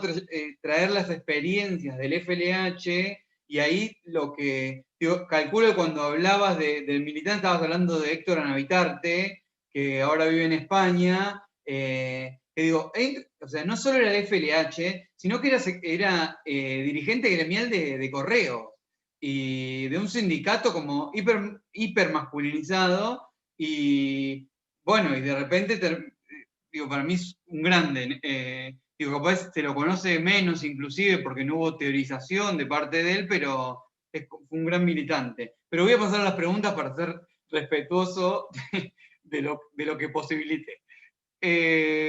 La primera es de Juan Paiva, que tiene dos preguntas. Una para Lucas, Lucas Díaz Ledesma, y otra para Néstor. Voy a leer primero la de Lucas. No sé si Lucas ya la viste en el chat, si no te la leo. Pero igual, o la leemos para que todos escuchen igual. En un momento habló de la cuestión estratégica de la producción de conocimiento en torno a masculinidades. Quisiera saber si tiene o ve algunas aristas que son urgentes para ser atendidas desde la academia en relación a esta temática. Desde ya, muchas gracias por la respuesta. Lucas. Bien. Yo creo que cualquier tema que tenga como tópico estas complejidades existenciales y recojo el guante del dolor humano, creo que es interesante. La necesidad de pensar, por ejemplo, una ESI con perspectiva sexodisidente, diversa y también que contemple a las masculinidades, creo que es un tema emergente. Acá tenemos a Santiago Domínguez que piensa la ESI desde un anclaje de las masculinidades. Es decir, creo que ese puede ser un gran tópico. También, por ahí no quiero ser tan polémico, pero las personas que atraviesan situaciones de violencia, que las viven, digamos, también alguien las produce, y creo que seguir pensando sobre quienes ejercen las violencias, que en su mayoría son corporalidades hegemónicas, y las corporalidades hegemónicas están performateadas por varones en su mayoría, varones cis en su mayoría. Creo que también sería interesante establecer una agenda de ese tipo de estudios, digamos. Por supuesto, de una manera mucho más transversal, de una manera holística, crítica, y bueno, yo porque bueno, me interesa la interseccionalidad desde un clivaje interseccional. Bien, tengo otra también de Juan pero esta es para Néstor. Y la segunda pregunta para Néstor, dice. A principios de año se cometió el crimen de Fernando Báez Sosa. Este hecho estuvo íntimamente ligado a un tipo de masculinidad que se conforma en el deporte y en una determinada clase. ¿Cómo trabajar con varones que transitan por espacios sociales donde hay forma de ejercer hombría que están tan encriptados? Sí, creo que ese es el desafío gigante, digamos. Creo que ahí, a la hora de las intervenciones, a mí siempre me gusta hablar de esta idea del modelo ecológico, digamos, desde lo macro, lo medio, lo micro, y desde que no hay intervención que pueda llegar a ser útil si la enfocamos solamente en un lado, que las leyes hermosas de nada sirven si eso no permea en las instituciones, y si eso no se hace, digamos, no se ancla en la realidad de la población, de la sociedad. Y en ese sentido me parece que trabajar con varones que han construido, que han generado, digamos, bueno, entiendo que esos jóvenes están en la cárcel, y por ejemplo la cárcel es un ámbito sumamente privilegiado como para poder trabajar estas cosas. Hoy hacías mención a lo de masculinidades trágicas, y ahí el trabajo de campo estuvo hecho con varones que estaban cumpliendo condena por haber cometido actos de violencia en el ámbito familiar, digamos, y ahí uno no encontraba en el dispositivo cárcel, no había más que 2 trabajadoras sociales y 2 psicólogas para 1.500 internos, que lo único que hacían era poder dar respuesta a lo cotidiano, y no le alcanzaba el tiempo para eso. Digamos, creo que es todo un trabajo para dar en todos los lugares donde sea posible. Digamos. En los clubes donde hay como cierta hegemonía de determinado tipo de masculinidades, tienen que poder trabajarse estos temas desde el primer momento en que se ingresan esos jóvenes a practicar un deporte. Cuestión que también ya se ha empezado a hacer y que también ha ayudado la ley Micaela, y muchos de los clubes lo han tomado como propio, digamos, y lo llevan adelante. Qué sé yo, alguno por ahí puede llegar a pensar que en algunas instituciones o en algunas organizaciones es porque eso sienta bien y que hay que hacerlo, o por obligación, o por gesto político, por lo que sea, no importa, sea por lo que sea que se haga, es bienvenido, y ya se logra ahí una primera instancia, digamos, para que de ahí pueda llegar a emerger un segundo paso y poder seguir trabajando los temas y demás. Creo que ahí hay que trabajar desde el inicio mismo en todos los equipos de deporte, y con los que ya están también trabajar, y con los que ya hacen uso y abuso de ese modelo de masculinidad también trabajar, y seguramente va a ser más difícil, pero ahí es donde está el desafío metodológico, que creo que tiene que ser interdisciplinar siempre, digamos, el aporte de las diferentes disciplinas aportando a ese campo o a esa problemática, y bueno, ese es como el gran desafío. Bien, no sé si alguien más quiere, de los dialogadores, quiere comentar algo más, si no paso a los siguientes mensajes. Ahí tengo ahí un comentario para Lucas, no sé si lo viste, Lucas. Sí. Sí, también que creo que eso es importante destacar, que un dato más sobre Santiago del Estero, que es un territorio sumamente colonial, mestizo, que tiene casi 500 años, y por supuesto pensar en cómo circula el poder, cómo se condensa, se produce, cristaliza en clave sexogenérica, y la ejecución de las corporalidades femeninas y masculinas, y en sus intersticios ontológicos, es clave poder describirlo por fuera de lo que las academias blancas suelen producir. Yo agradezco siempre a mi facultad, que siempre está abierta a repensarse, siempre. Si hay algo que tiene la Facu de Perio y Comunicación, es que vos le propones una línea de producción, de indagación, de promoción de algún tipo, y siempre hay espacio fértil. Y comentarios como tu etnografía con olor a cabra, me lo han dicho otras disciplinas u otros campos de saber u otras universidades, no esta y no mi Facu. Entonces, para mí es clave que podamos pensar los procesos de producción de conocimiento, creación y condensación de los saberes desde los marcos situados y desde unas epistemologías de las esperanzas, pero también desde rearticular una lógica de intersaberes en los que podamos darle algún privilegio u otro reconocimiento, vuelvo con la palabra de audibilidad, a las voces de sectores populares, como bueno, los de Santiago del Estero, que muchas veces puedo tener mis contradicciones internas cuando escucho algunas narrativas, pero es como inteligen el mundo, y es como lo performatean, y es como lo atraviesan. Y hay algo de los rasgos concretos de las masculinidades mestizas y coloniales que son distintas a esos varones perdón Lucas que te use como referencia, que puede pensar esos varones con los que trabajó Lucas. Me parece que los espacios de interlocución son otros, las dinámicas de configuración sexogenérica, de gramática identitaria son otras, y estar atentos a eso creo que nos ayuda a una objetivación de conocimiento por lo menos mucho más honesta y vigilante con los contextos actuales. Bien. Bueno, ahí Natalia Zapata nos cuenta que está en un proyecto de extensión sobre deconstrucción de masculinidad en contexto de encierro y que le sirven mucho todos los aportes que se dieron acá. Y tengo una pregunta para Andrés, de Tomás Di Pietro. Mi pregunta está relacionada con el acceso a la salud de personas trans. Hablaste del borramiento y teniendo en cuenta que existen varones trans que deciden realizar tratamiento hormonal, ¿crees que deberían existir protocolos específicos para el acceso a la salud de personas trans en general y para varones trans en particular? Es una duda que surgió entre estudiantes de bioquímica. Gracias. ¿Se entendió ahí, Andrés? Sí, muchas gracias por la pregunta.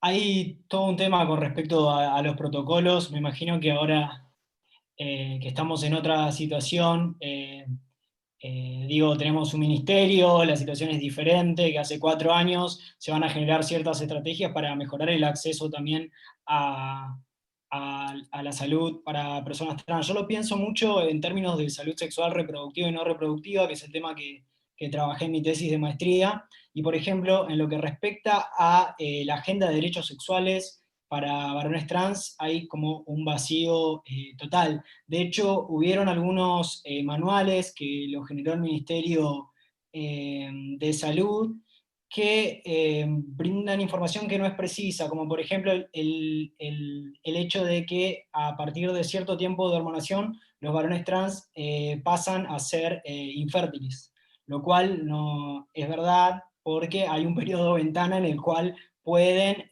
quedar embarazados, y eso es una realidad. Me parece que sí que es importante de que haya protocolos de acceso a la salud para personas trans que especifiquen y que tengan en cuenta, digamos, la diversidad de corporalidades que hay dentro de una masculinidad trans y que también hay disidencia dentro de las masculinidades trans. Digo, que no todos los varones trans son heterosexuales, que hay varones trans que tienen prácticas sexuales con personas con pene.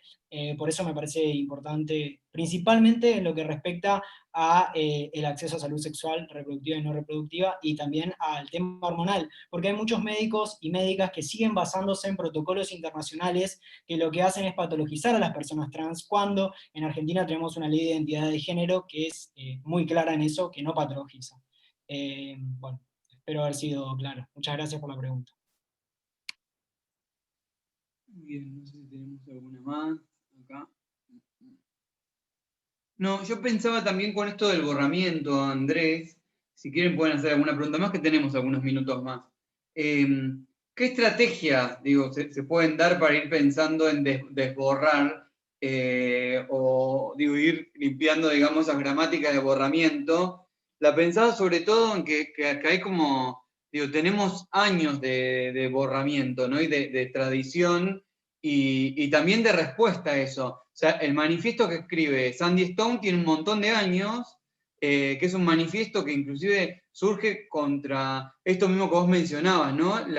Como la nota misma desconociendo la identidad de género, y después también borramiento, pienso un poco, a ver, primero, ¿qué estrategias nos podemos dar, sobre todo para desarticular las demandas vinculadas supuestamente a la masculinidad, o esta ligazón que se hace entre masculinidad y algo malo que termina indicando que vos tengas que aclarar en este momento, por ejemplo, lo del pasis, ¿no? Que por más que pases como persona cis, es condicional eso, que podés llegar a estar vulnerabilizado. Que en algún punto, digo, eso Blas Radi lo trabaja muy bien en un texto sobre feminismo y cisnormatividad, donde dice que los varones trans se enfrentan como a esa encerrona de o no reconocen la identidad que estaban autopercibiendo o tienen que reconocer un montón de privilegios que nunca tuvieron.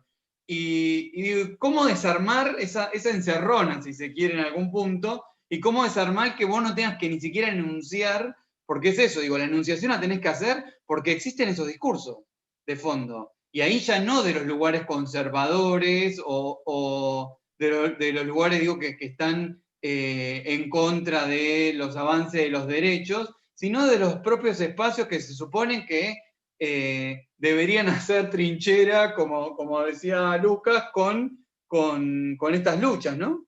Así que, digo, eso es como complejo, porque, digo, ¿cómo pensar en desborramientos ahí en ese sentido? O si hay que discutir directamente o seguir simplemente como ampliando el campo de las epistemologías trans, o eso, ¿cómo lo pensás? Para mí es eso justamente, tratar de generar estrategias para desmantelar el cisexismo que está muy presente en todos los espacios, me parece, y que a partir de los 90 empezamos a hablar de cisexismo también a partir del surgimiento de los estudios trans, a partir del texto que nombrabas de Sandy Stone, que es una respuesta a una TERF, que básicamente es la madre de las TERF, que es James Raymond. Cuando hablo de TERF, hablo de feminismo trans excluyente. Para mí es fundamental, sí, primero que nada, las alianzas y también visibilizar, digamos, estas trayectorias. Por eso me parece importante hablar de un borramiento, de recuperar, digamos, esas historias que han sido borradas. No sé, pienso en estos activistas que nombré por decir algunos, pienso en el ente cisexista con el que se han leído nuestras historias, por nombrar estos archivos del siglo XIX que a mí me fascinan cada vez que los veo, porque me doy cuenta que hay una lectura súper cisexista por parte de historiadores y académicos. Y en lo que respecta digamos, al activismo, me parece, había una categoría que utilizaba mucho Flavio Rapizardi, que era alianza política, que me parece muy importante para poder, me voy a ir siempre al campo de los derechos sexuales porque digamos es lo que tengo más trabajado y resuelto, pero pienso, por ejemplo, en el debate por la interrupción legal del embarazo, se incluyó, digamos, la categoría de cuerpos gestantes, pero es una categoría que también por momentos es un poco problemática, porque, digamos, ¿quiénes son las personas que son cuerpos gestantes? Hay que nombrarlas, son varones trans o personas no binarias, digo, hablando de cuerpos gestantes también estamos borrando esas trayectorias. Y de 700 personas que expusieron en el debate parlamentario, solamente hubieron 2 personas trans, 2 varones trans. 2 varones trans que fueron Blas Radi justamente y Diego Watkins. Entonces, ahí vemos, digamos, cómo hay como cierta jerarquización y cómo lentamente estamos ocupando espacios que se nos han negado históricamente, que no quiere decir, digo, lo que quiero decir es que históricamente hemos estado ahí, a partir de los 70 hubieron activistas trans. Pero bueno, nada, me parece que hay que generar estas alianzas y también recuperar trayectorias e historias, como primera instancia, ¿no? Y desmantelar el cisexismo desde ya. Gracias por tu pregunta, Ariel.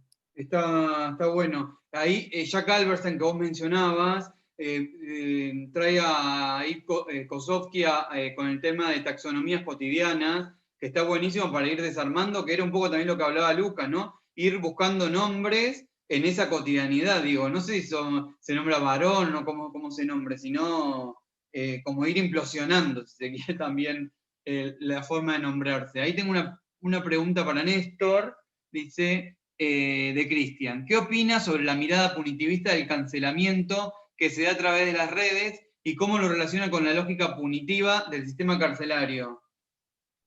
Yo se lo hago a Néstor y la extendería también. Y para...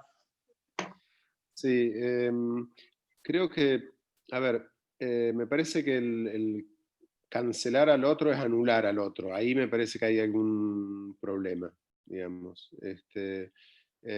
Porque si hoy hacía, digamos, una defensa del respeto por las otras personas, y si no, y digamos, en todo caso, trataría de dar algún tipo de intentar al menos algún tipo de diálogo precancelatorio, por así decirlo. Creo que ahí digamos, bueno, también meterse en la cuestión carcelaria es un mundo gigante, digamos, y y me parece que es demasiado importante y demasiado complejo, pero no obstante, me parece que lo que sí subyace ahí, digamos, es la idea de un dispositivo, no sé si prontamente lo podremos superar por algún otro, pero que funciona, digamos, para cumplir una condena por algún delito que la sociedad ha estado de acuerdo que entra dentro de los límites de un delito y debe ser penado con la privación de la libertad. Me parece que serían como dos, por un lado serían como dos mundos distintos. Me parece que en cierta forma el sistema carcelario por estos tiempos tiene mucho de cancelatorio, porque no solo se le coarta la libertad, sino se le anula un montón de otras cuestiones que creo que tendrían que estar garantizadas, y en eso me parece que hay ahí como una especie de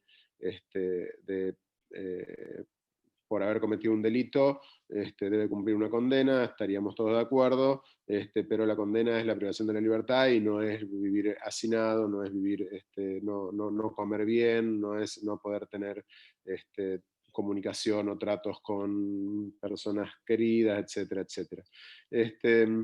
Me parece que como sociedad hay una lógica, quizá, que estaría asociada, digamos, al sistema punitivo carcelario hoy, como está funcionando, de anulación, de cancelación del otro. Y en las redes yo creo que las redes son una maraña que cada vez está como creciendo más, y se me hace difícil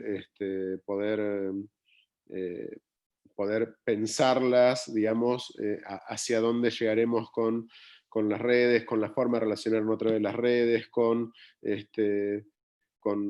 todo esto. Me parece que desde los últimos años ha ido acrecentándose. Capaz que por ahí es una cuestión de época, y por tener 51 años son los primeros indicios del conservadurismo generacional, que pueda llegar a no estar viendo cuestiones que pibes de 15 años es su mundo, y no hay ahí ninguna preocupación. Pero bueno, se me ocurre eso, no sé si aporta algo a lo que intentaba encontrar como respuesta, digamos, o si fue muy enredado. Lucas, no sé si querés decir algo, capaz tiene vínculo con esto que venís pensando de varones y feminismo en el marco de las organizaciones, cómo funciona la lógica punitiva. Ahí me parece, en función de esto también que se comentaba y que se preguntaba, hoy cuando hacía mención a que me parecía paradigmático también este ciclo de conversaciones que se están desde el ministerio, porque claramente ahí, digo, hay un modo, ¿no?, de pensar y de revisar la perspectiva desde la cual se piensa la política pública, ¿no? Desde, digo, de poder pensar un enfoque de política pública en materia de género, digo, que pueda ser una perspectiva claramente integral.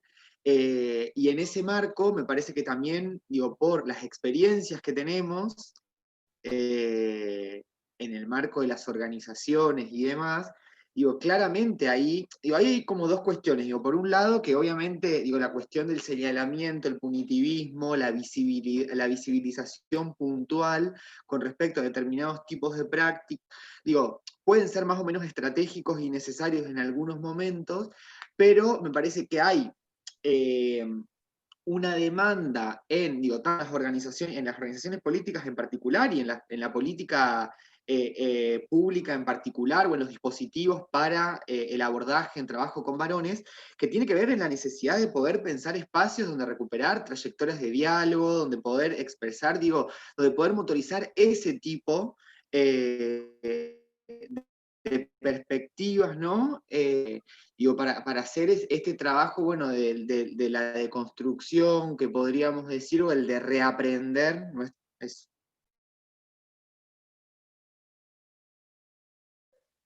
Bien. Bueno, no, creo que estamos en hora, ¿no? Así que debemos cerrar, porque las cosas duran 2 horas, así es. Pero bueno, les agradezco a todos quienes estuvieron participando, escuchando. Yo, miren, me noté un montón de cosas, así que estoy muy contento con esta mesa. Después entiendo que en la mayoría de los casos de los que estuvieron hoy dialogando, se consiguen sus textos en internet, si buscan sus nombres, o en alguna de las páginas de la academia, o la de los archivos que tienen las facultades para que busquen, para que sigamos pensando. Así que, bueno, damos por cerrado, no sé cerrar mesas. Así que si alguien quiere decir algo más, lo puede decir. Si no, saludos y agradecimientos para todos. Y nos vemos en la próxima. Bueno, chao, muchas gracias. Un abrazo para todos. Chau, chau. Gracias, hasta luego. Muchas gracias, hasta luego.